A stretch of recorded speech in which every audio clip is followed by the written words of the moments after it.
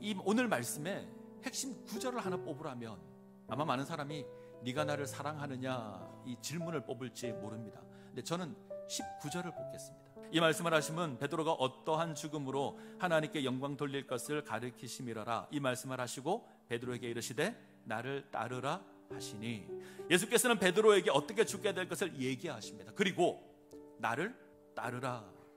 지금 물고기나 잡겠다 도망한 베드로를 다시 부르시는 겁니다. 나를 따르라고 하십니다.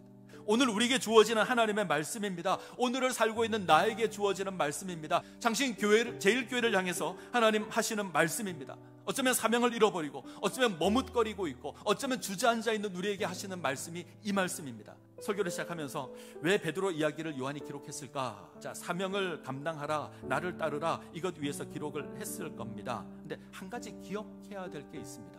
이에 베드로가 그를 보고 예수께 여짜오되 주님, 이 사람은 어떻게 되겠사옵나이까? 나를 따르라 명령을 받았는데 베드로가 주님을 따르고 있는 또 다른 제자 하나를 봅니다. 누구냐면 요한입니다.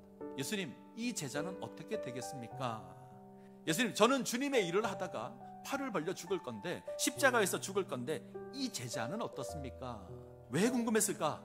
나는 십자가를 지는데 이 제자는 평안한 길을 걸으면 나는 좀 억울할 것 같습니다. 이래서 물은 건지, 아니면 저 어린 제자도 십자가를 지게 될까봐 걱정이 되어서 물은 것인지 알 수는 없습니다. 근데 예수님의 대답은 분명합니다. 예수께서 이르시되 내가 올 때까지 그를 머물게 하고자 할지라도 내게 무슨 상관이냐? 너는 나를 따르라 하시더라. 그게 무슨 상관이냐? 행여 내가 다시 올 때, 우리 예수님 재림할 때, 그때까지 저 제자가 남아있는다 한들 그게 무슨 상관이냐? 재림 때까지 남겨놓겠다는 게 아닙니다. 그렇게 해도 상관이 없다. 그리고 한 번 더 말씀하시죠.